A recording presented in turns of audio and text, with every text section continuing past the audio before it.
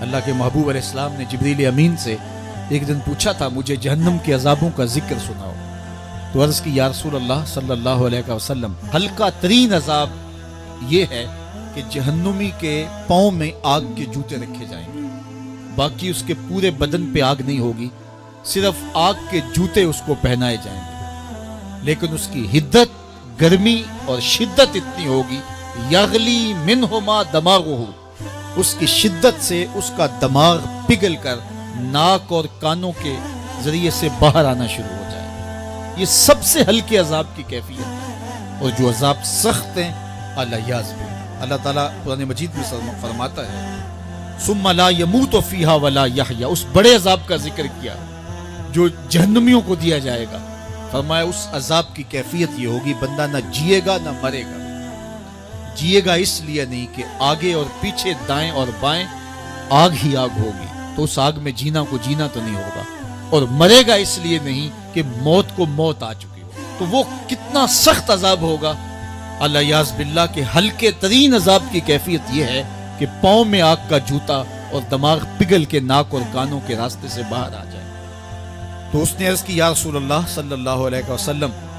میرے اوپر حد جاری کر دیجئے، اور اس نے کہا کہ میرے پیٹ میں جو ہے وہ بچہ ہے۔ اللہ کے محبوب علیہ السلام نے فرمایا جاؤ جب بچہ پیدا ہو تو پھر آنا۔ وہ چلی گئی، تو جب بچہ پیدا ہوا تو گود میں اٹھائے پھر حضور کی خدمت میں حاضر ہوئی، اور عرض کی یا رسول اللہ یہ ہے بچہ جو میں نے گناہ کیا تھا، بدکاری کی تھی، آج یہ اس کی نشانی ہے۔ تو اللہ کے محبوب علیہ السلام نے فرمایا کہ اسے لے جاؤ اور اسے دودھ پلاؤ، اور جب یہ کچھ کھانے پینے لگ جائے گا تو پھر آنا۔ کچھ دنوں کے بعد وہ دوبارہ حاضر ہوئی، اور اس نے اس بچے کے ہاتھ میں روٹی کا ٹکڑا دیا ہوا تھا، اور عرض کی یا رسول اللہ دیکھ لیجئے اب یہ روٹی کھانے لگ گیا ہے۔ اللہ اکبر۔ تو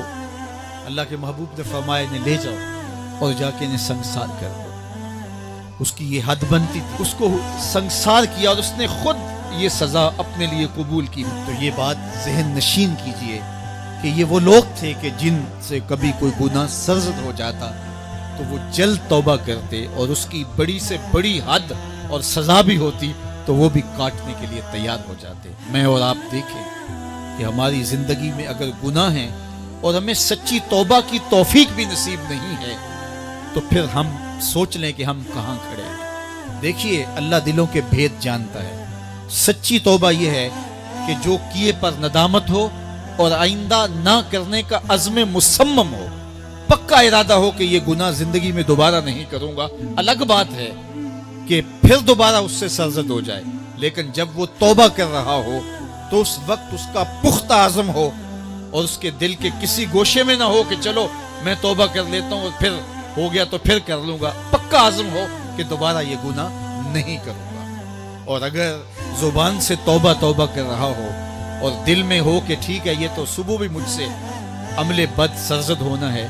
تو اللہ تعالیٰ سے یہ مذاق کرنے والی بات ہے، اور اللہ تعالیٰ سے جو مذاق کرتا ہے وہ کہاں کھڑا ہے وہ خود سوچ لے۔ وہ کیا کسی نے کہا تھا کہ توبہ کی پھر توبہ کر کے توڑ دی، میری اس توبہ پہ توبہ توبہ توبہ کر اٹھی۔ تو ایسی توبہ نہیں ہے کہ جو رسماً کسی مجلس میں چلے گئے، کسی اجتماع میں چلے گئے